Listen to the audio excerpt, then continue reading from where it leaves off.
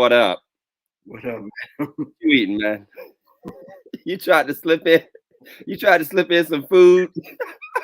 Listen, yeah, Oh, you tried to slip in food while we playing the intro. y'all got me all messed up, man. This ain't the time we usually stay. It's not 9 p.m. at all. I'm usually asleep right now, so I got to eat cookies to stay You awoke. gotta eat cookies to stay up. Hey, that's that old man behavior. That's that old preacher behavior. You need your sugar before you preach, so you don't pass out in the pool. Yes, sir. What's going on, man? Nothing, man. I mean, okay, so 5 o'clock is not 9 o'clock. Usually we're good and rested. We've ate our chicken, our greens and cornbread. We passed out and took our preacher naps. And we had to interrupt our preacher naps to get up and do this. So we hope everybody appreciates. When I got that bing for the thing, I was like, oh, man, I got to get up, get dressed. Okay. But hey, I asked my boy for a cup of iced tea, and he brought me this bucket of kids, man.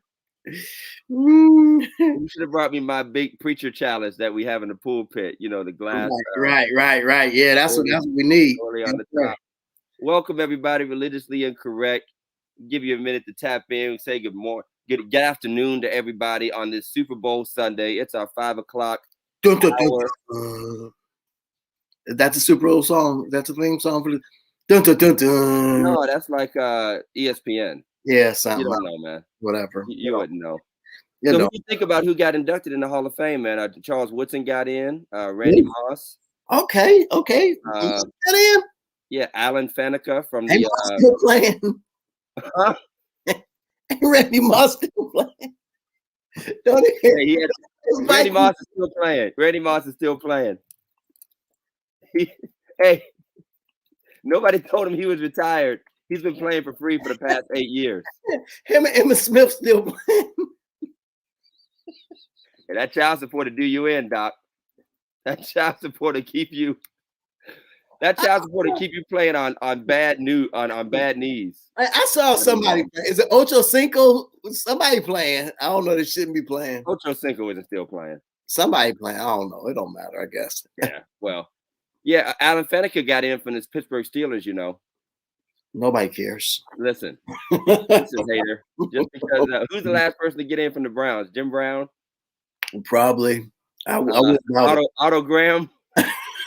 Eric Metcalf. Paul Brown.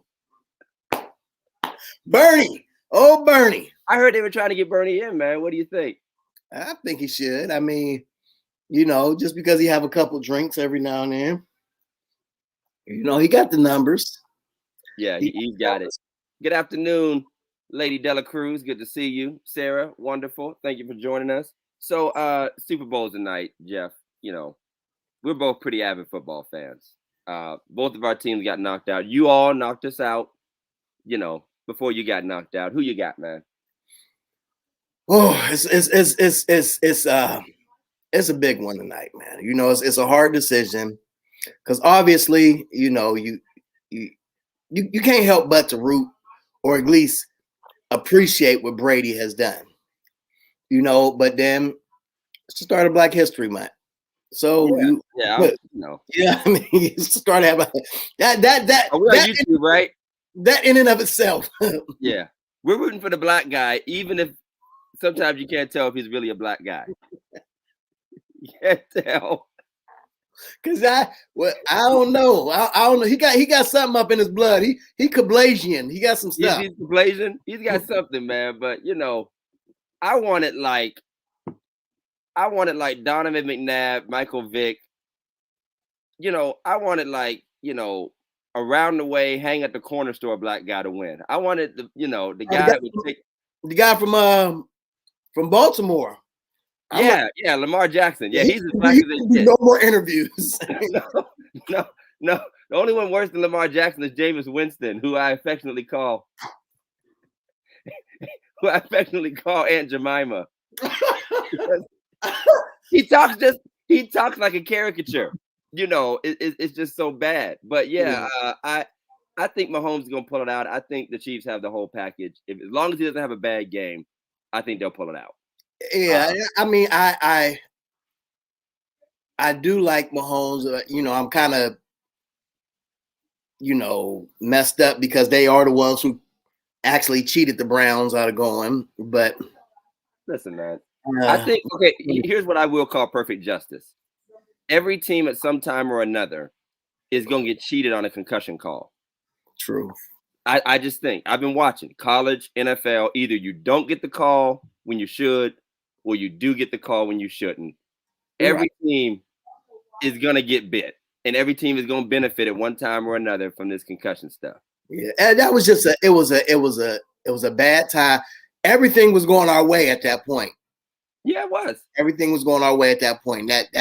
That call really took us out. But it wasn't guaranteed to go your way. I mean, you guys are the collapse champions of the world. So what are you gonna do? What are you gonna do? So it's Black History Month, man.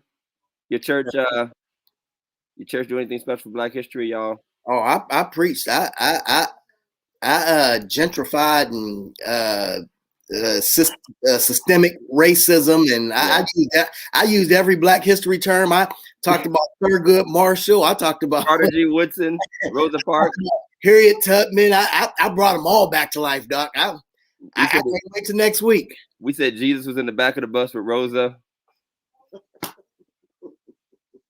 We got to make every. You only get 4 weeks to make every Black History reference you possibly can. I start talking like Martin Luther King. If you can't fly, then run. Run.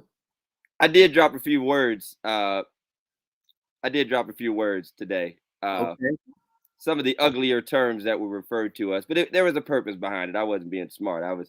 It was a redemptive message, but plugging into the ugly past, if you would. But what does hurt is every year the members will wear their Black History, their Black Pride garb, the dashikis and the hat and take a lot of pictures and just show that pride and love. So you kind of miss that. You kind of miss doing that.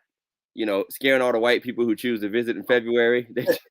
Like, what's going on? Now I did see a post with your wife getting all done up and everything. Was that? Yeah, I rebuked her for that. Yeah, she's been sat down for wearing makeup. She's been sat down for wearing makeup. Holiness is yet right over here in the Johnson house. And this heathen photographer that goes to our church, we're excommunicating her as well. Oh, our wives are gorgeous, man. And I was gonna post Cleopatra up in there. She had that Nefertiti spirit going on, But I guess this photographer who owns a business in our church, she is doing a series in which she's doing different women every week who are dressed and displaying our culture and heritage. So Shamika will be number one because she's number one. That's the benefit of being a first lady. Being a first lady. Hey, y'all. Right at the top, before we introduce our guest, first of all, we want to thank our sponsors. I told Pastor Jeff that next time I'm going to send him the script so that he can do these commercials. But we celebrate Black History Month, and especially at Religiously Incorrect, we celebrate Black businesses, Black entrepreneurship. And my good friends and brothers, who I actually grew up with, the Phillips brothers, run two great businesses. I'll talk about one right now, Phillips Care Cleaning. We can clean your residential and commercial buildings. Jeff, you need to hire them for Progressive Baptist. They got them. Oh, you guys do them? Yeah. What's going on there? From cleaning your house or business from top to bottom, even the carpet. They also do snow plowing and landscaping and grass cutting. I think I owe them some money for the Focus building. We take care of the mess that causes you stress. Yes, sir. I love it. Don't you love it? That's preacher talk, ain't it? It's got to rhyme. That's a point right there, Doc. Like our Facebook page at Phillips Care LLC or our website at phillipscarellc.com or call my man Fernando 330-219-7916. So that's Phillips Care Cleaning and Industrial Business.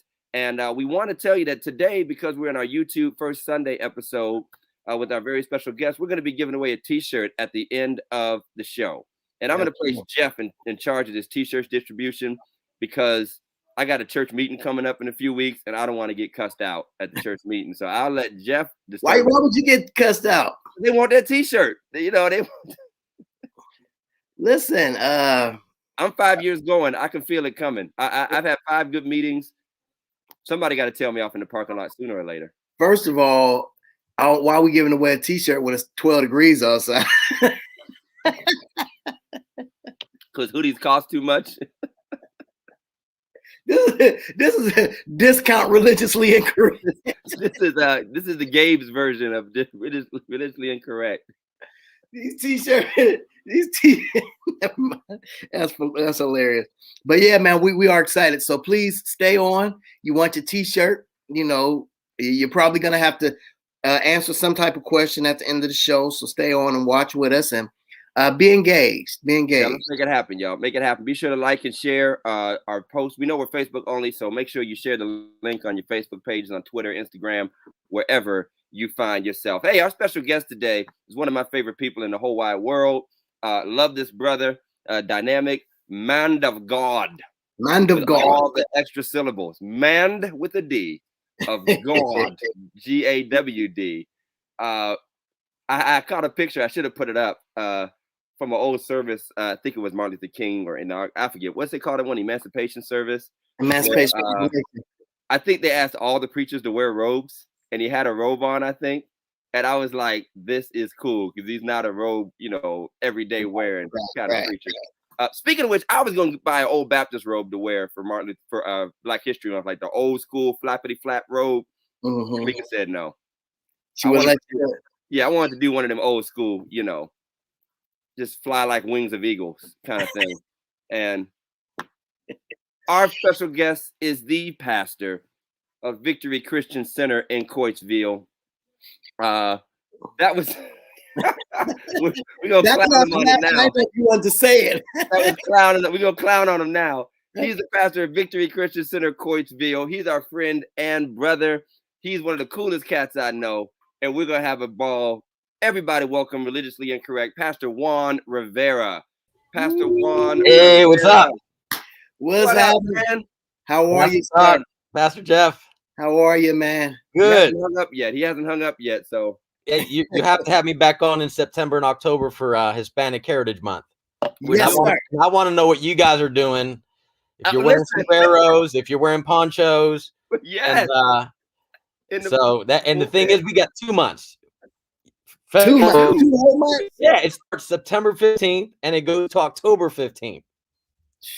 That's just another slap in the face to Black people because we don't even get one. A whole lot of tacos there. A whole lot of tacos going on. Do we? Okay, so are we just gonna make every racist joke we can make tonight? No, we're not. No, listen.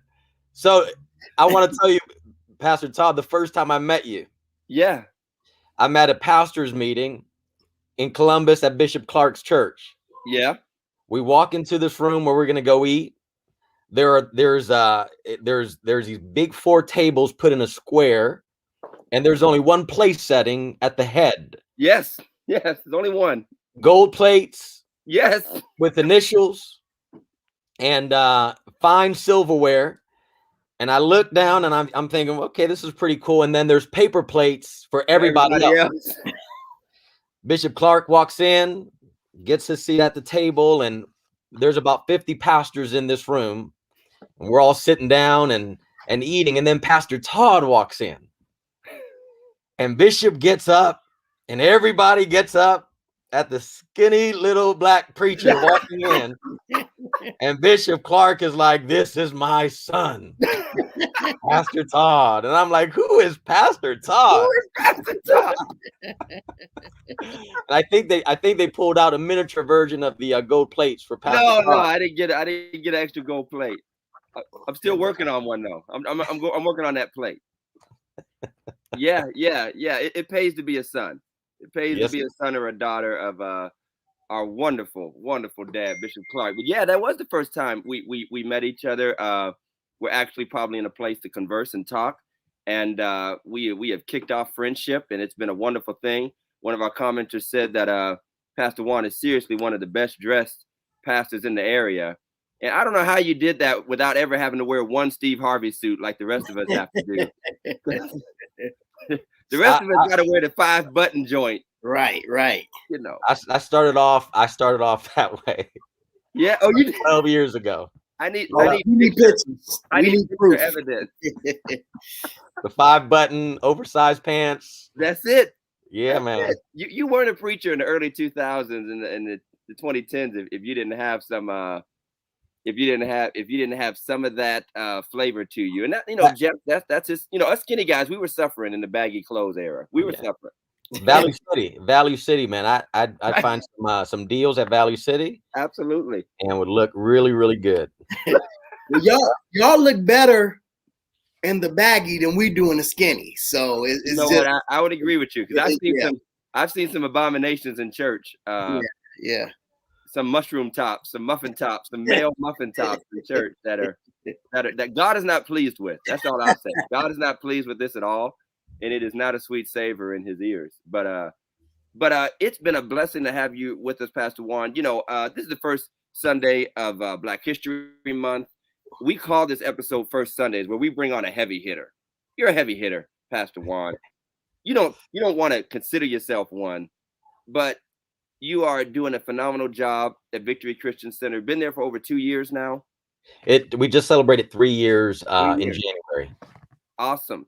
Yep. And previously pastored at New Life in Poland. Mm-hmm. And wonderful ministry there. And how old are you now, Juan, if you don't mind? I'll turn 45 March 7th. We're a rare breed, honestly, because the area is a little on the age side, and so to be younger and come from a younger perspective, you're reaching all generations. Your background, as you've joked about, is Puerto Rican. Yeah. So in the context of Black History Month, we're always talking like black and white, but you don't fit either of those labels, do you? It's interesting. It's two worlds that you live in. There are moments where you fit in either world, and then there's moments where you don't. I think back, even this past year, 2019. I was downtown.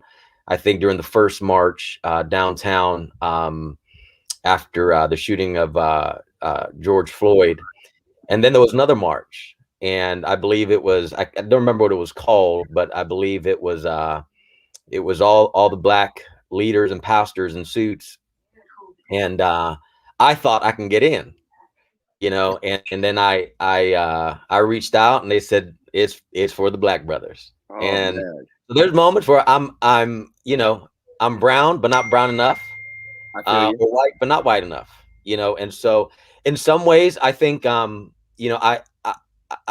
very content with how God made me, and I feel like we have a prophetic destiny in this nation, because the country is only getting browner by the day, and the banana is only sweeter the browner it gets. Correct. And sociologists talk about how by the year 2050, Hispanics will no longer be just the largest minority, but we will be in the majority. We'll be in places of government, of media, of religious and business. And so I feel like we have an opportunity. A lot of people may be afraid of that, especially the talk of immigration and people coming across the border and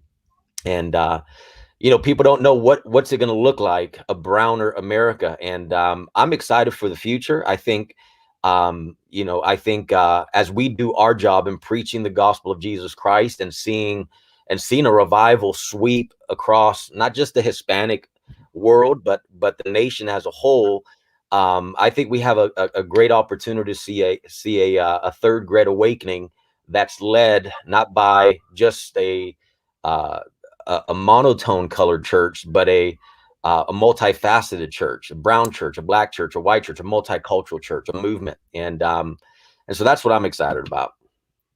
I got you, man. And I agree that's the trends that we're going in. I remember, and I mean, Jeff knows this. This is actually, of course, this is the podcast to talk about it. There's actually fearful talk, in the Black community about Hispanics, taking over that minority or primary minority position, if you will. And then, you lose less and less influence in the Black agenda, the Black concerns, Black history. And statistically, it's already changed. it's already changed. But when you look at basically where the spotlight is, you know, the Black culture, African American concerns still dominate when it talks about justice, inequalities, things like that.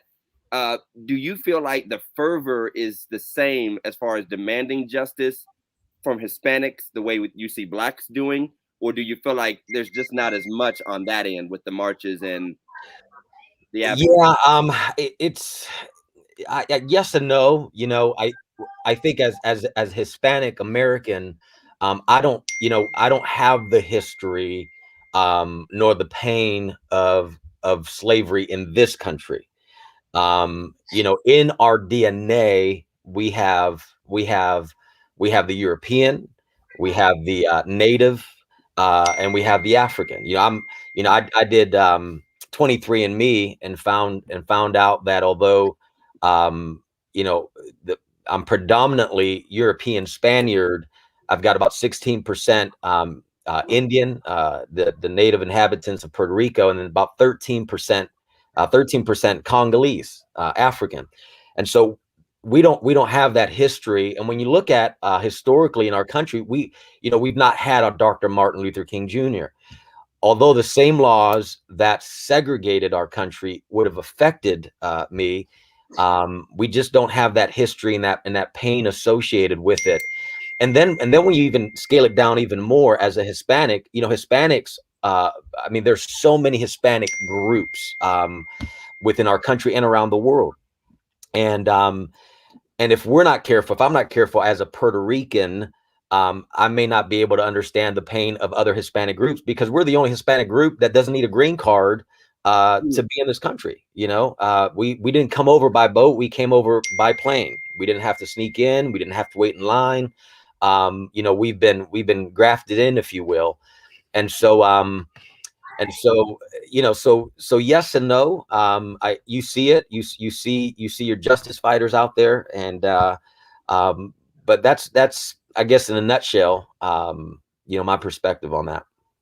I like that. I think that perhaps to people who don't understand the distinction, it's often said that, well, everybody of color, or even anybody who has any sort of immigrant background, has had some hardship. So obviously the focus on Black rights and Black Lives Matter and all of this, just even as just a slogan, you know, feels like, well, how come you just can't come along like everybody else? And I think there's sometimes a distinction between the differences of experience. A particular traumatic experience, as I said this morning, that has generational effects. When you talk about the legacy of racism in our nation, it pervades every single sector of society. There is no part of society that did not include racism and that does not still feel the impact of racism. So where people live, where, you know, how healthcare, economic opportunities, education, and of course, unfortunately, the church, you know, and that's where we're still at today, with feeling that distinction, that buffer there, the whole segregated hour is at 11 a.m. on Sunday and all of that stuff. Of course, those of us who've been in this for a long time would say there's probably some reasons for that go far beyond, you know, Dr. King's dream and quotes and cliches. There are just systemic and structural problems. And I know that Hispanics, I had this joke to myself, and it was almost a joke thing. I hate the phrase, there should be no black or white church, you know, because we all know that that's the ideal. There's no doubt about it. But just up the street from you, a dear brother who we both dearly love, Pastor Rojas, they have a church called the Spanish Evangelical Church. Yeah. And I don't know if anybody's ever said that should not be the Spanish Evangelical Church. Why do you identify as Spanish? You know, why would you put that label on your door? Do you get some of that? Because I know there are specifically Hispanic and Spanish churches. Do people come in that sort of direction where Black churches sort of feel that pressure? So I grew up in Spanish Evangelical Church. You know, that's I born in Brooklyn, New York, but my parents moved to Youngstown when I was 6, and so that's the church I grew up in. Now, my pastor at Spanish Evangelical Church is Pastor Rojas's the pastor that came before Pastor Rojas. So I was already in Bible college whenever Pastor Rojas came. And, I don't know that we've ever felt that. I think, now being in the church world, I think something that we have in common with our African-American brothers and sisters in Christ is that we have a unique worship culture in the Hispanic experience, different from the African-American church, different from your predominantly Caucasian church. We have a very unique cultural worship experience. Our music is unique to us. Obviously the language, most churches are now bilingual, in terms of preaching both in English and getting it Spanish and then getting translated in English. And so I do remember the sense of having to give up a part of my worship experience to embrace the body as a whole. Obviously, even within our city and our community, there are not a lot of options when it comes to Hispanic churches. There's some, but there's not a lot of options. And so for me to be able to grow in the call and the giftedness that God had called me to, and to expand, there were some things that you had to mentally and willfully know that I'm going to be giving this up, and just trusting God that that He's leading in the right direction. And then at the same time, you don't give all of it up, but I think you kind of you salsify the place you go to a little bit. You bring some of that salsa, some of that fire. Yeah, and I think.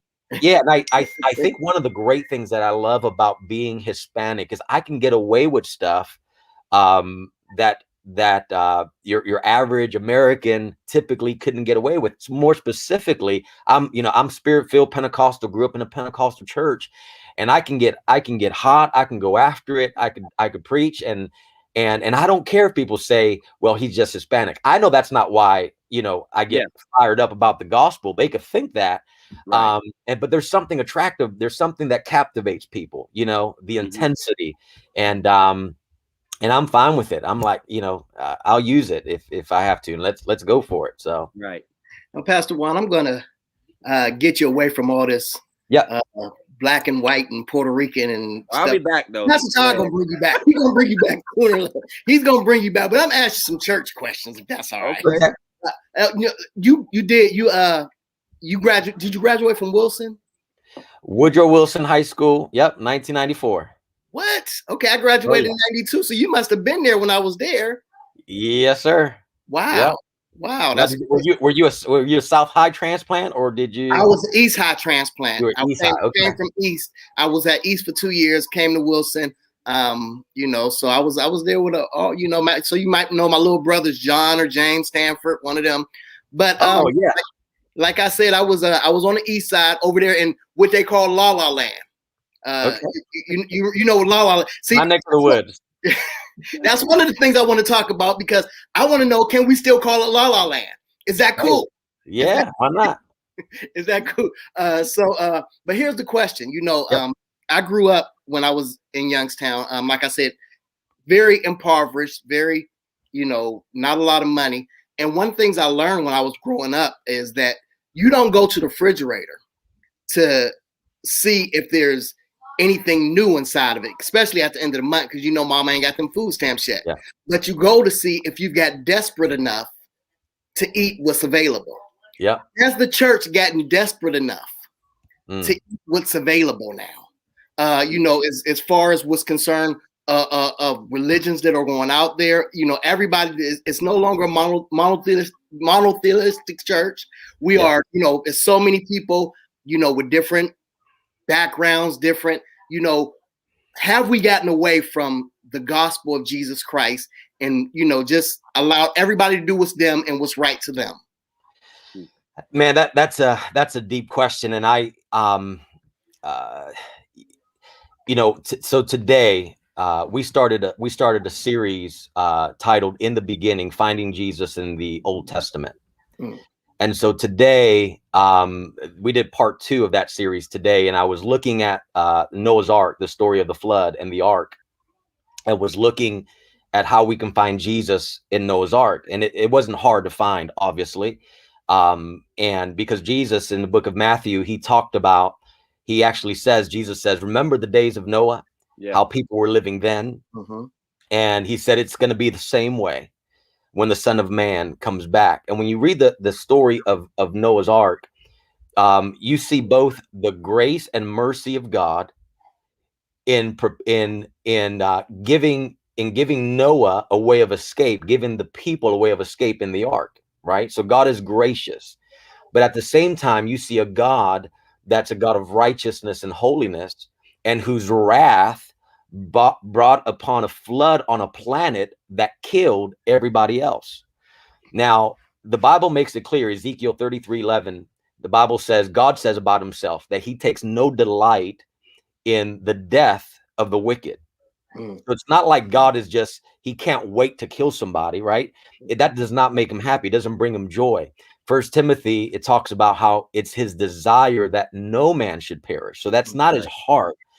Yet we talk about justice, right? I mean, how vocal, how do we get enraged when we see an injustice, right? That's because we have that part of God in our built in, where that demands justice. And so God is just, he's holy, he's righteous.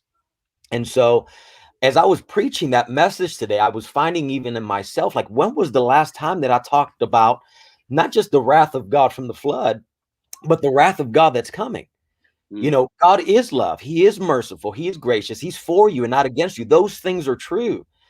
But the people in Noah's day, Jesus said, we know that Genesis describes them as being wicked and giving into idolatry. But when Jesus described them, he just said they were eating and drinking, giving into marriage, and marrying off their daughters. In other words, Jesus depicted a people that were simply living everyday life as if there was no flood coming.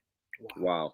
Right? Yeah. So Jesus didn't say this flood is coming and it's going to take them in a second coming, when the world gets flooded, not by water, but by fire. He didn't say they didn't believe in me, because the people of Noah's time, they saw the ark. They believed in the ark, the way of escape. There it was.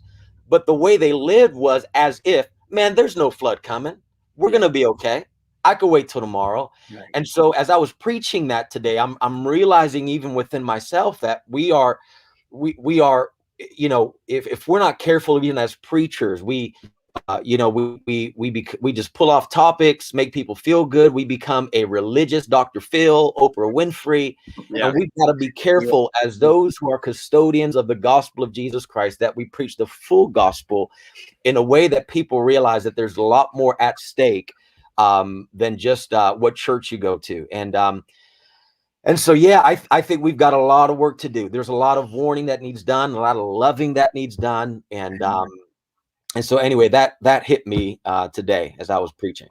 I'm gonna go one more, Todd, and I'm gonna let you get back to your my wife and I, we have the opportunity. My dad stays not too far away from your church. So I told her I would take her by there. He stays out in Camel. So we went out there and we was listening to one song, and by the time we went past your church, the other two songs that came on. So he calls you a heavyweight. That's probably one of the reasons why. But when we talk about that, just in comparison, your church would be the mall.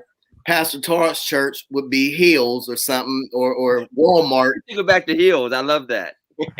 and my church would be Five Guys Connection downtown. the connection. So you have a huge church, a mid-sized church, and a small church. But last week somebody asked a question about the larger churches helping out the little churches. How do you feel about churches helping out or seeing about? And I know you guys have various campuses that you guys fellowship with and do various things, but how do you feel even outside of your denomination, even outside of your culture? How do you feel about that, the different sized churches and what they bring to the table? Well, I think the scripture talks about too much is given, much is required. I think I didn't build the church that I'm at. It came through inheritance. I've got to steward what I've been given. I've got to, I've got to believe that God will cause it to grow. But I think it comes with a lot of responsibility. I understand that by default, we're going to be looked at. What changes are they making? Even when the pandemic hit, people, I think, were waiting. What's Victory going to do? Yeah. And so it comes with a lot of responsibility. I think one of the things that we've got to be careful with, I think most churches in general, but I know that we're cognizant of, is we do have a lot of resources. We have a lot of gifted people, and we've got to be careful not to try to do everything in the community. And I think that comes with really clarifying our mission and our purpose. If we've got great clarity as to what God has called us to do, let's do that. And then let's help fund the other ministries or churches that are doing something that you're not doing, but is also needed. And so I think that's important. I think if you're a church that preaches Jesus, and there's no reason why they can't be collaboration. I think Jesus, the cross, he's the only way to God's heaven. If we can align on just the foundations of biblical truth, there's no reason why they can't be a collaboration, and a collaboration where we're not ones getting the credit, because at the end of the day, it's about helping people, helping our region, helping our community. So, I look at a Pastor Todd, and he's got my heart, right? And so, if there's something that's needed, let's do it, and let Second Baptist, shine in that region. And so, because again, we want to make Jesus famous, not Juan, not Victory. It's the Church of Jesus Christ in the region help become famous. Now let me just one more thing. I'm sorry, Pastor Todd, because I need to say this, and it's not a knock towards you. Yeah, and it's not a knock towards a couple years ago. As a matter of fact, Pastor Todd was in it the next year. You guys done the Meet Me at the Cross. Mm-hmm. Okay, and so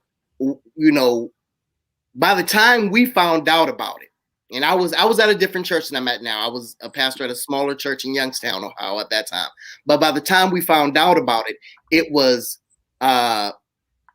you guys come and give this donation or whatever it was, or the letter we got. It wasn't on the top end, or you know what I mean? Do we miss opportunities to bring in? And I'm not talking just for me, I'm talking about for all the smaller churches. That today I said something in my message. I said, a lot of times we, with the loaf of bread, we skip past that first piece, and we get to, those two end pieces. We'll throw the two end pieces away. We won't eat it. We just skip past them. And those two end pieces, and those two end pieces are saying, well, we made out of the same stuff that the rest of the bread is made of. We had to go in the furnace. We had to go in the oven. Just like, why y'all skipping past us? Right. It's because we seem deformed, or we don't look like all the rest of the bread. So my question is, are we missing opportunities on bringing some of these small, and not just me or mine, but many various, because obviously all of us who are smaller back then, we're talking like, are they having this? And, and that's why a lot of them said, well, all they want from us is our money, and I know that you can't bring everybody to the table. I understand that, but there should be a representative.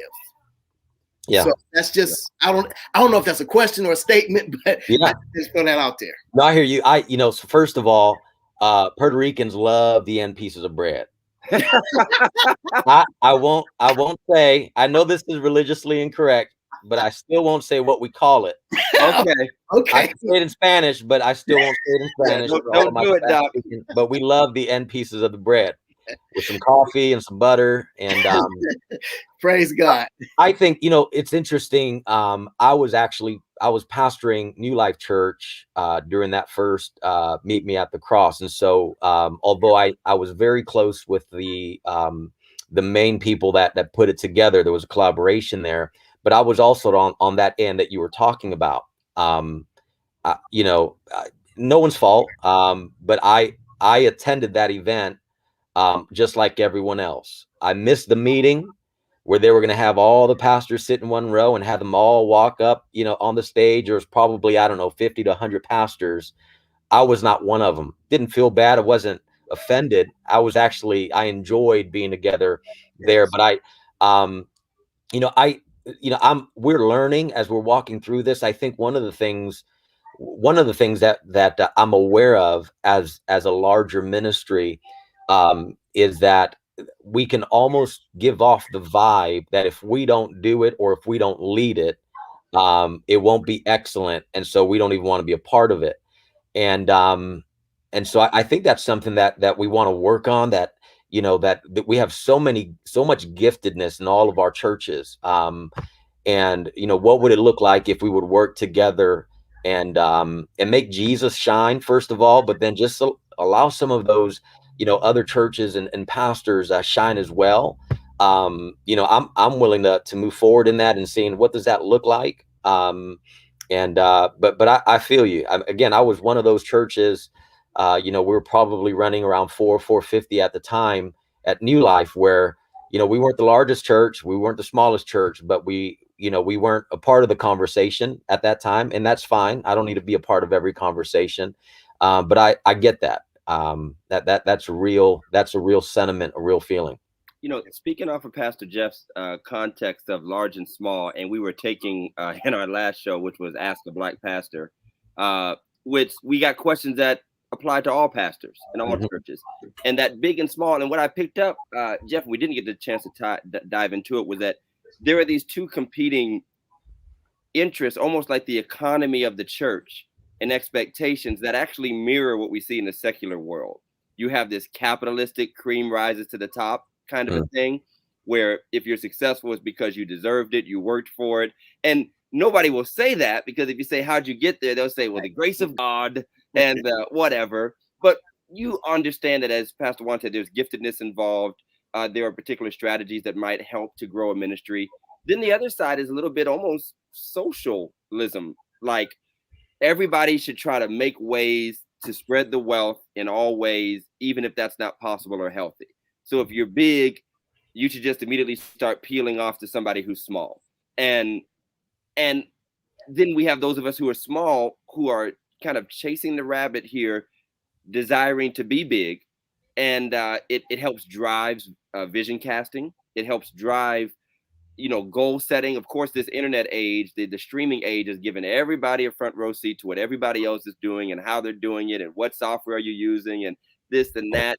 And you can really be something you're not in some cases. And you can aspire to something. As I was having kind of a vision conversation with a brother of mine, he was talking very diligently about what he's seen and what he wants to be like, and we should try to be like this and da-da-da. And I kind of pointed over to a pew, 60-year-old pews at Second, and said, that pew has some screws in it that nobody can see. But if they are removed, people will be on the floor. Hold it together. And nobody will ever see them or know they were there. And the funny thing is, the bad part is, when they're gone by what happens. And the church is like that. Some of us are not called to be on the Word Network or TBN. Some of us are not called to ever aspire there, even if we might have major impact. Second has a great name in the region. We might not ever have a national name or an international name. And Pastor Jeff said something very dynamic a few weeks back. He said, the hood and impoverished communities and whatever, they need genius preachers too. They need, a dynamic anointed singers too in that storefront church. Everybody just can't get hired by TD Jakes every time they show a talent. Everybody just can't end up leaving Youngstown and going to Joel Osteen's church because they're an excellent teacher or a great technician. And so I think God kind of sovereignly divides us up so that the church has what it needs where it needs it. And if this church happens to reach 13 people this year for the sake of the gospel in the storefront context or in the small Baptist church context or that small Pentecostal ministry, then they have done their part and their diligence, where a church 3 miles away, reached 500 people that year for the gospel. And it makes for a dynamic that everyone's not comfortable with, but there's really no easy answer, because at the end of it, there's still God and his sovereignty. It's still not our work.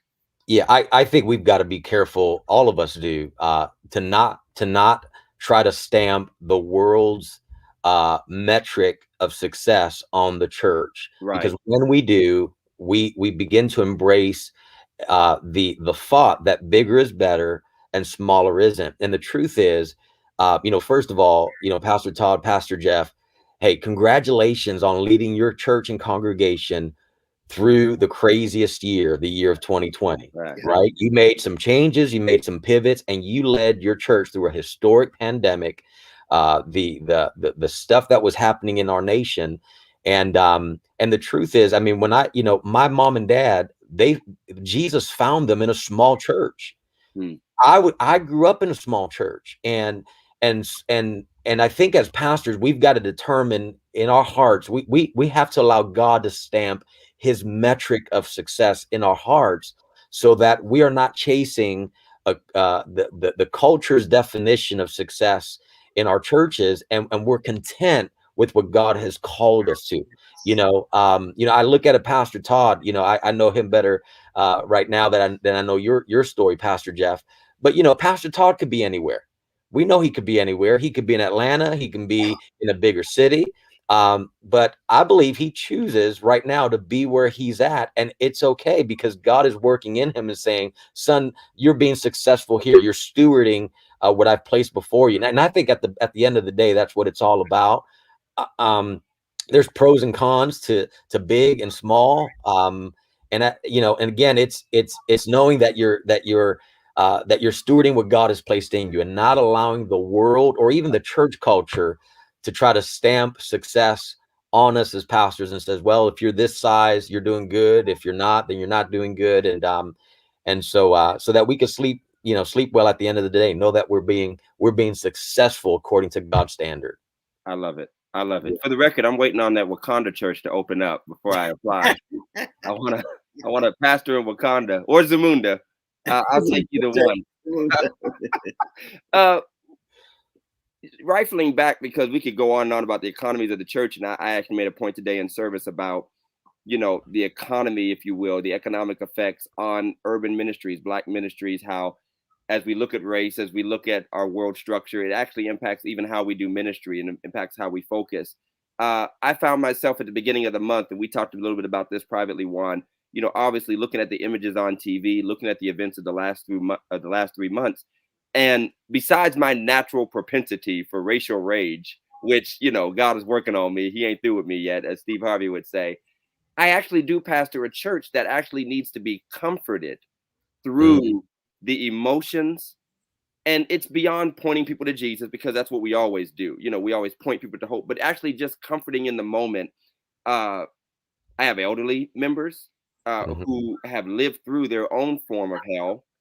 I have younger members who struggle with the hope of Christ and the hope of unity and equality that we've preached about, and they've seen our efforts because of the nasty and ugly things that we've seen on the national stage. And it almost mirrors our conversation about big church, small church, because I think, like you said, everybody takes their cues from what the big guys are saying. And I feel the same way, in the Black community in Warren about opening back up. I told my leaders this morning, when we open back up, I'm sure other people will feel like, okay, if Second's doing it, we can kind of feel like we can take some cues and do that. But it also comes to how we lend our voice to what's happening in our world, how we address, and how it goes. Every time something big comes up, and I'm one of them, we'll often say, where are the preachers at? Where are the voices at? Where's the condemnation? Where's the this at? And again, as we said at the beginning, there is a cumulative effect of trauma, and here we go again, and nothing's really changed. And of course, then it turns into silence is complicity, things of that nature that really have caused this breach, not just in the secular world, but in the church. The feeling that if you won't speak up and hear, what we're feeling, in some ways, this political divisions, a lot of it has some racial roots and, xenophobic roots that feed into that. How do you feel about the church's role to speak? And again, maybe how we look to those larger figures, We know Franklin Graham doesn't speak for all evangelicals, for instance, in his rhetoric, and neither does Al Sharpton speak for all Black preachers. And how do you feel about how we balance that while maintaining a gospel focus? Yeah, that's a great question, Pastor Todd, and I don't know that I have a great answer for you. Let me speak on these terms. When I look at pastoring and preaching the gospel, I am aware that that there are people in my congregation that are Christ followers, and they're in that space. They're wanting to know from a biblical perspective, where are we, in terms of what's happening in our world. But I also have the mindset of the unchurched as well. Mm. So I think growing up in a smaller church, the focus was more on those that attended, not so much on reaching new people. And so I think it forces, when you have a mindset of not just speaking to those that come every week, but also the mindset of how do we reach new people. It almost forces you out of that space where the people want to hear what you're going to say to them about what's happening, because you're also focused on the unchurched, the person that's coming, and what they care about is, I'm addicted. I heard that Jesus delivers. How do I find that? I'm hopeless. I'm afraid. I'm dealing with this issue, and so I feel like when I look at it through those terms, I think unchurched people aren't looking for an echo of the culture. They're seeking an alternative to it. I feel you. Okay, and I think the future church will consist of Christians who look, live, and sound much more like Jesus than the political candidate of their choice. Right. And so I know that's the challenge, in my seat, pastoring a church that's very multicultural. I know that I have a mixture of people that want to hear, and they prefer to hear it from their side of the aisle, the political aisle that they stand in. Yeah. And so it is a challenge. I think again, I grew up in a smaller church, and I think I don't know, I don't think I answered your question, but I'm just trying to give another perspective that even as I pastor and I'm thinking in terms of the unchurched. I'm thinking of the person far from God. What can we do today to draw them closer to God today? And now I would say this, that I think it's important, that even outside of that role as the faith leader in the church, what we do outside of the church. I was just told by one of our African American leaders just this past weekend of how proud he was that his pastor was at that march last year. I didn't advertise it. I didn't put it on Facebook. Hey, look where I'm at. I'm trendy. Didn't mention it from the platform, but just for him to see his pastor, it's the moments where I am presenting testimony at the state, in Columbus, for issues that matter, for issues that are important. Don't advertise those things, but it's making a difference where it counts. Does that make sense? Oh yeah. And Jeff and I are ministering, and I've mentioned this to you privately, and it's come up on our show quite a lot, that because racial injustice is literally a part of the birth of the Black church and the historic Black church that we pastor, not only is that an expectation apolitically, because oddly enough, 70 years back, most Black, if not a whole lot of Blacks, were Republicans, before we had certain political shifts that happened, mid to late century. But on top of that, we're also dealing with the generation, again, primarily in African American communities, that are turning to other resources to find empowerment because they don't believe the church is serving that role anymore. They don't believe that the church is speaking to that role. And I would dare not say that pastors like Jeff and I are chasing, let's say, Black empowerment rhetoric in the hopes of getting somebody saved, like as if that's the pathway instead of Jesus Christ. But I think there's just an awareness that there's become a dismissal of the churches that we're in a context of that our evangelical brothers might not be in, that there is a tug of war going on for the soul of people who are being presented with, as I said to one white pastor friend of mine, far angrier and destructive forces and solutions by embracing other philosophies at least from a Christian standpoint, they might not think so, but I can definitely see anger being the primary, emotion, retribution being the solution as opposed to restoration and reconciliation. And we're battling that, so we know the need to speak to it within our context. And I think that's also a place where we talked about the differences of churches, everyone's not in the same context. Everyone's not in the same space with the same expectations. How do you feel the church can bridge the gap? And I will just preface this by saying, without another let's hug it out in a pulpit, how can the church bridge the gap with the ugly divisions that have seeped into the church that reflect political divisions, that reflect, the differences? Do you think some strategies might be able to work to help us to at least start moving back in a direction after this season we've been through? Before Pastor Juan jumps in there, can I just, I just want to back up to what you were saying about taking the cues from the bigger churches. Obviously, as a smaller church, it's so much different. There's so many different aspects of going. When during this pandemic, for example, I got 57 members to call. So I'm like, give me the list, man. I call them myself. Right. I do this over the weekend. Give me the list. Let me call all of them, and I'm obviously glad to reach out personally to the members.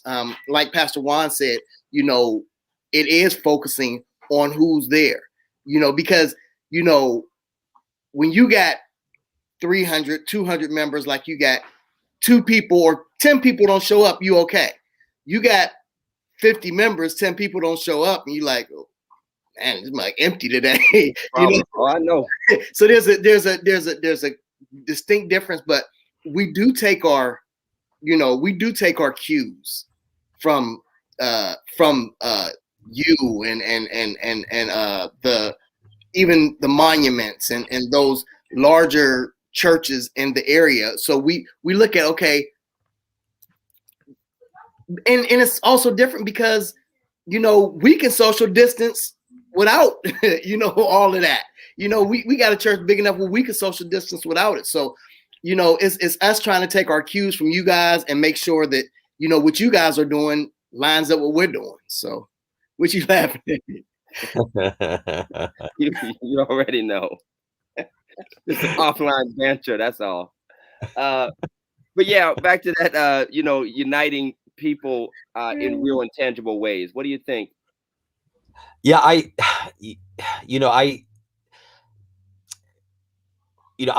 could pride myself in pastoring a multicultural church, and I do. I think it's exciting. And again, I didn't build it. It was multicultural before I got there. So I don't take any credit for it. But I also see the need of us being multicultural Monday through Saturday. It's not enough for me to just rest assured that we have a beautiful picture of the kingdom represented at Victory Christian Center, Coatesville. But who's having coffee together, who's spending time together, doing life together. I think that's key, because what that ends up doing is I begin to know what I didn't know before. There's some things about the Hispanic culture that maybe you don't know. For us, I think the reason we as in general, as a culture, we've not engaged as much in the cultural issues. I think there are a number of reasons for just the Hispanic church, the Hispanic population. Again, our history, we don't have the history of slavery. We don't have the pain of that. At the same time, the language barrier, it was always a lot easier growing up in the little Spanish church to isolate ourselves in our Spanish church with our Spanish families, and and just not engage. The kind of conservative Christianity that we embraced almost demanded to disconnect yourself from anything worldly, including things like education and sports. And so we almost felt like there was this holiness about disengaging from culture and not being a part of it at all. And so there's a lot of things that you know, that, and so knowing these things and learning about each other, you shared something with me, Pastor Todd, that I never thought of when you talked about the duality of the African American preacher, that you are just as passionate about preaching the gospel of Jesus Christ as I am. You're concerned about a human soul. And yet at the same time, there's this pressure on you to speak to things that are affecting your community. And, I never thought of that. It just wasn't my experience, but understanding that. And then I think, education is important, and then relationships. I can't just say, I love my black brother, once a year at an MLK event, and when we kumbaya. But I need to do life with you, get our kids together, our wives together, do life, so that it's not just I love all my black brothers and sisters. I love Pastor Todd. I'm invested. His success means something to me. His failure means something to me. And I think when we begin to have build those kind of relationships, activism is easy. Activism is a natural byproduct of learning what you didn't know, and then putting a face to it and a person to it, and putting some flesh and bones into that. And I see it in my family, my personal immediate family is very diverse. I've got 3 sisters. My oldest married a white guy, lives in North Carolina. My second sister married an Argentinian, Hispanic. He's a cop. And my youngest sister married an African American. So I've got nephews and nieces of all colors, all stripes, and and they all matter to me. There's a relationship there. So I think I don't know, the strategy is it's cup of coffee, just sitting down, getting to know each other, and just building that relationship. Yes, sir. Yes, sir. But we want to, as we're coming to the end here, first of all, we want to thank Pastor Juan for being awesome. Insight, intelligence. He's put up with our jokes. He hasn't hit that disconnect button yet. We want to give opportunity for any questions. We know everybody's distracted with the Super Bowl and all, which is why Juan said yes, because he knew that nobody was gonna. He was like, yes, I get to slide under the radar here. We have like either rapid fire or pastoral questions that people want to ask. This could be anything.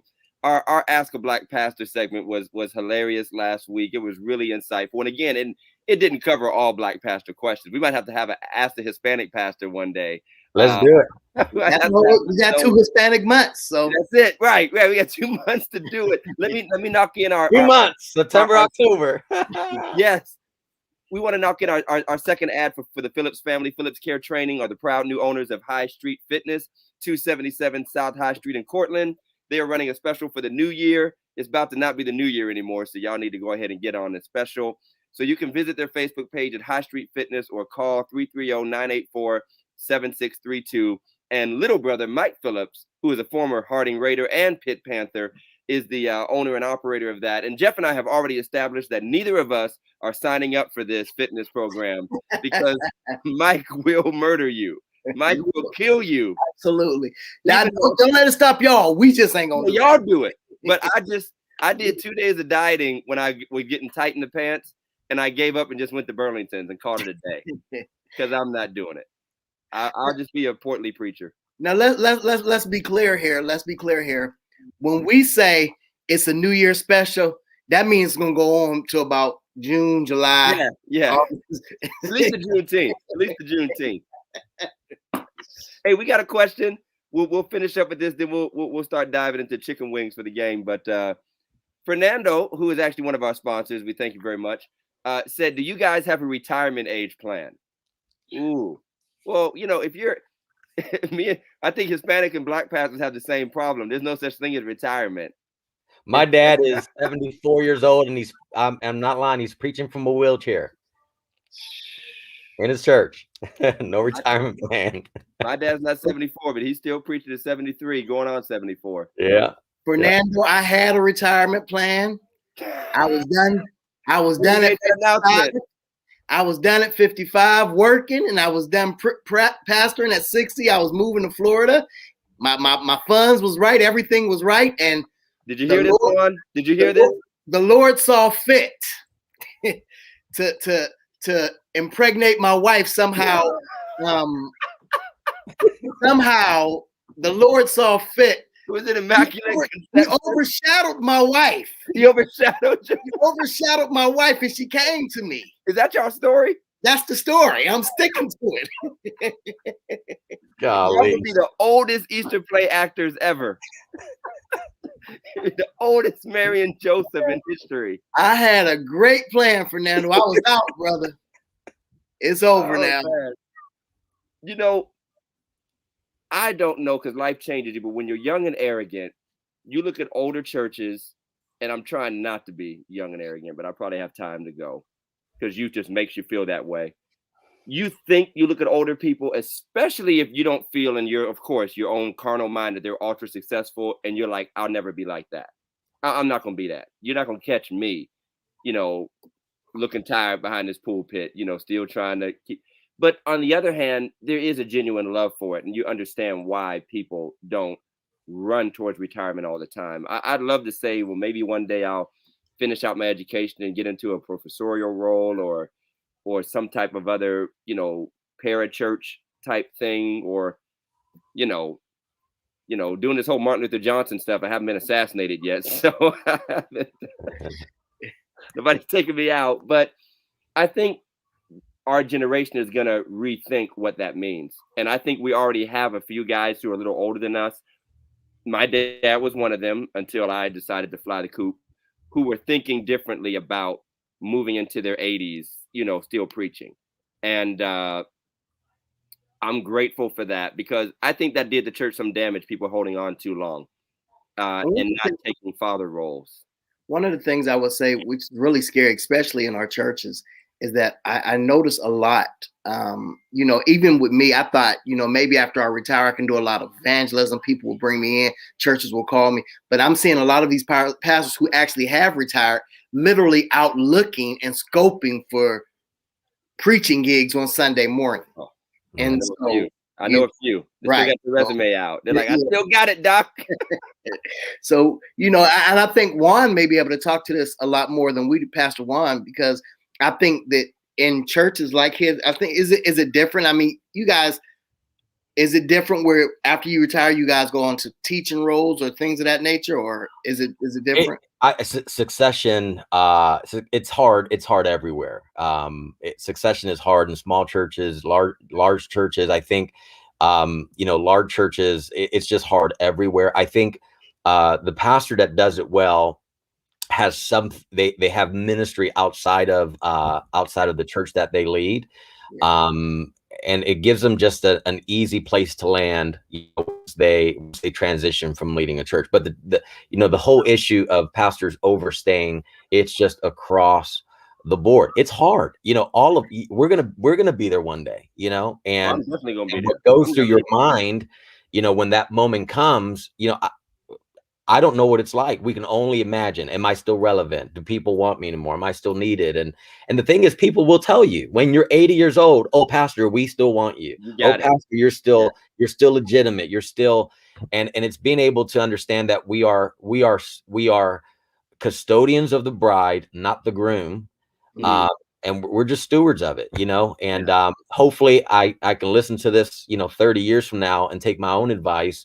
But having outside of, and I think that starts young, having, beginning to prepare ministry outside of pastoring the local church, so that it's an easy transition when that moment comes. But the other key thing is our spouses.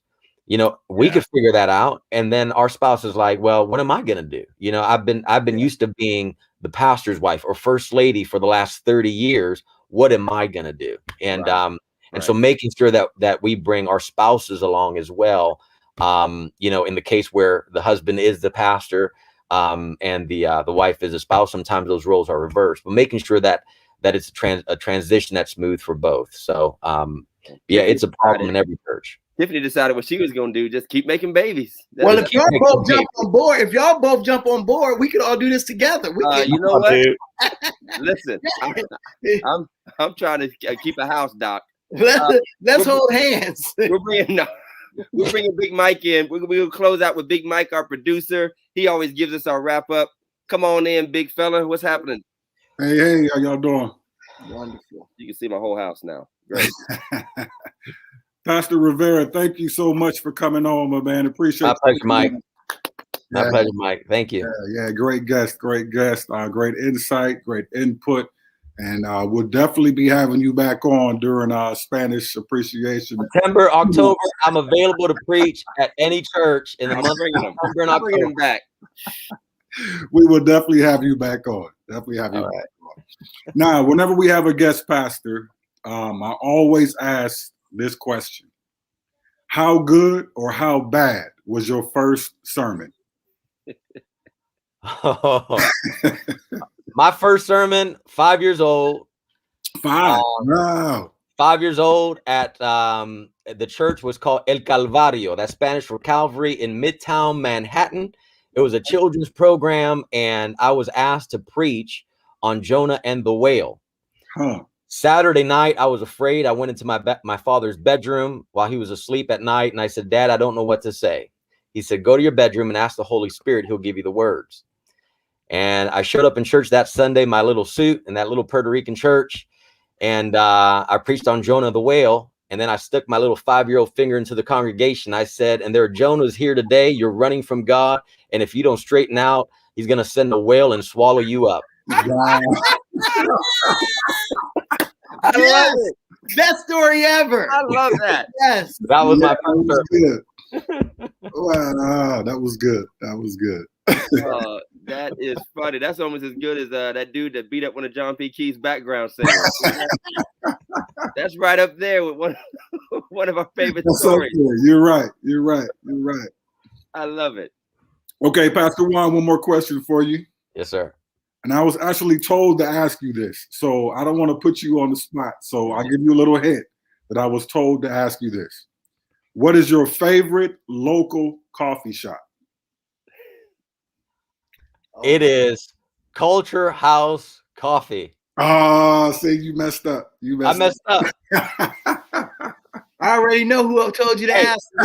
The guy goes to our church. The guy that owns Culture House goes to our church. That's why I said that. Okay. I don't discriminate. But Culture House Coffee is a good place to go in Ohio, and Fire Bean Espresso in Pennsylvania. There you go. Fire Bean Espresso in Pennsylvania. If you're in Ohio or near Pennsylvania, go to Fire Bean Espresso. If you're in downtown Youngstown, go to Culture House. They both go to our church. Right. Wow. Right. What I'm talking about. I need a coffee house owner in my church. Very good. Very. We get all these barbecue bits. That's all I have. It's been a pleasure. It's been wonderful. We thank you all for tuning in to our YouTube only first Sunday. Thank you for the comments. We got a t-shirt to give away. So Jeff, you got 50 seconds, man. Who are we giving a t-shirt away to? I think we ought to give it away to Mark, since he was the one jumping up and I think Mark Rains. Minister Mark Rains, the maestro, the man. Let's do two. Let's Mark. Okay, so Mark Rains, I need you to type your size in the comments, but I think I know your size. Extra small. He's a medium. hey, Jeff, we call it medium. All right, you know what? I want to give Lady Dela Cruz a t-shirt. Yes, that's our faithful. That's what I was gonna say. Let's do Arlene Dela Cruz, woman of God, educator, one of our faithful rippers who has never given up on us, no matter how bad the show got, no matter how terrible our online sermons. She stuck with us. So, no doubt. Mark, Charlene, inbox us your sizes on our Facebook page. We are gonna send you a real, raw, and uncut, religiously incorrect t-shirt. And the rest of y'all got to pay. Go to religiouslyincorrectpodcast.com and get your gear, get your hoodie, bam, your mug, all that stuff. And keep supporting the podcast. We'll be back next week. It's Black History Month. We're going to be extra blackity black. You know how we do. But we appreciate Pastor Juan. Give it up one more time for Pastor Juan Rivera joining us. Who you got in the game, Pastor Juan? I'm looking for a good game. I'm not a super huge sports guy, but I would like to see Tom Brady's already solidified that he's the GOAT. Okay. If he wins tonight, there's just it's just like over. So I'm just looking for a good game. And I think it's gonna be a good one. And so So I'm kind of leaning towards, I'd like to see Tom Brady just put the cherry on the top. We'll see. Okay. We'll leave it at that. Thank you all for joining us. We appreciate it. We'll see you next week, Facebook and YouTube, 9 p.m. Tune in for another great episode of Religiously Incorrect. Mike, I want to dance. Take us out with some music. Peace, y'all.